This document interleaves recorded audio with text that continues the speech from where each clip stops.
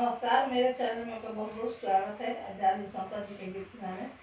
शिव जी काहे नाता किया खोल के, सुंदर मुख से बोल के ना। भोला बाबा काहे नाता किया खोल के, सुंदर मुख से बोल के ना। हम तो जाइब गंगा तीरे, जलवा भरी के ले आइब। हम तो जाइब गंगा तीरे, जलवा भरी के ले आइब। अपना भोला के चढ़ाई, हर हर बोल के, सुंदर मुख से बोल के ना। अपना भोला के चढ़ाई, बम बम बोल के, सुंदर मुख से बोल के ना। भोला बाबा काहे नाता किया खोल के, सुंदर मुख से बोल के ना।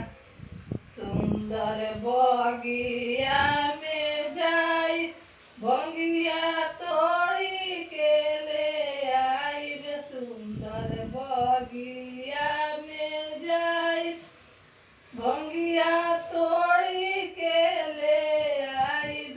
अपना भोला के चढ़ाई, दिलवा खोल के, सुंदर मुख से बोल के ना। अपना भोला के चढ़ाई, दिलवा खोल के, सुंदर मुख से बोल के ना। भोला बाबा काहे नाता किया खोल के, सुंदर मुख से बोल के ना। सुंदर बगिया में जाई, बेलपत्र तोड़ी के ले आइब। सुंदर बगिया में जाई, धतुरा तोड़ी के ले आइब। अपना भोला के चढ़ाइब, दिलवा खोल के, सुंदर मुख से बोल के ना। अपना भोला के चढ़ाइब, दिलवा खोल के, अपना भोला के चढ़ाइब। दोनों हाथ जोड़ के, सुंदर मुख से बोल के ना। भोला बाबा काहे नाता किया खोल के, सुंदर मुख से बोल के ना।